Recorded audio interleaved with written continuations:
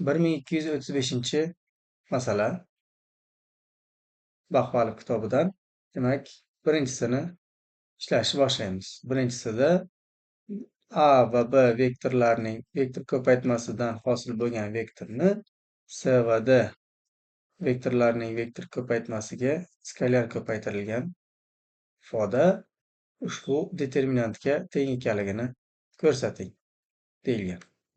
AC AD vektorlarning skalyar ko'paytmasi BC BD.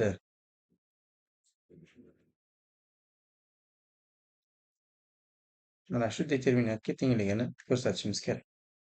Buning uchun biz avvalo mana bunaqa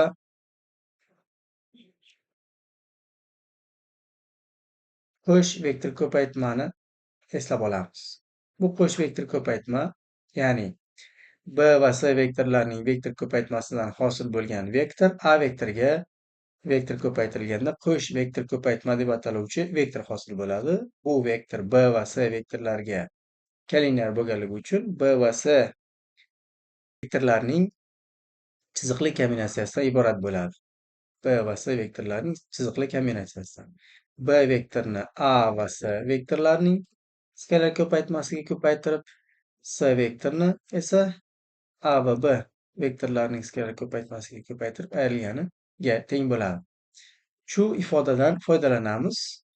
Chap tomonidagi ifodada biz ko'rib turibmizki, ikkita vektorning skalyar ko'paytmasi turibdi. Agar ulardan birortasini, masalan, C, D vektorini, vektor ko'paytmasini biror P bilan belgilaydigan bo'lsak, bu holda quyidagi ifodani hosil qilamiz. A va B vektorlarining vektor ko'paytmasini P vektoriga skalyar ko'paytirilgan. Bu ifoda A, B va P vektorlarining aralash ko'paytmasiga teng. Aralash ko'paytmaning ta'rifiga ko'ra, aralash ko'paytmani shunaqa ko'rinishda yozganmiz. Endi aralash ko'paytmani xossasi bor edi. Bu xossadan foydalanadigan bo'lsak, ya'ni birinchi ikkita vektorning vektor ko'paytmasi o'rniga ikkinchi va uchinchi vektorlarni vektor ko'paytirish mumkinligidan foydalandik. Demak, hosil bo'lgan ifodaga e'tibor qiladigan bo'lsak, biz A vektorini ko'paytirishimiz kerak. B ko'paytirilgan C va D vektorlar vektor ko'paytmasi, ya'ni qo'sh vektor ko'paytmani hosil qildik. Mana bu ifoda ko'rib turibsiz, uchta vektorning qo'sh vektor ko'paytmasini berdi. Qo'sh vektor ko'paytmani yuqorida yozilgan tengligidan foydalanadigan bo'lsak, quyidagi A vektorini skalar ko'paytirishimiz kerak. C vektor ko'paytirilgan BD skalar ko'paytma minus D vektor ko'paytirilgan BC skalar ko'paytmaga. Hop. Buni o'rniga mana bu ayirma vektordagi BD va BC skalar ko'paytmalarining son ekanligini hisobga oladigan bo'lsak, skalar ko'paytmaning xossasiga ko'ra skalar ko'paytirganimizda A vektorga mana bu ayirma vektorni C va D oldidagi sonlarimiz, skalar ko'paytmalar bu sonlar skalar ko'paytmaga ta'sir qilmaydi. Ya'ni A bilan C ko'paytirilgan BDni skalar ko'paytmasida A faqat C ga ko'payadi xolos. A vektorini C vektoriga skalar ko'paytiramiz.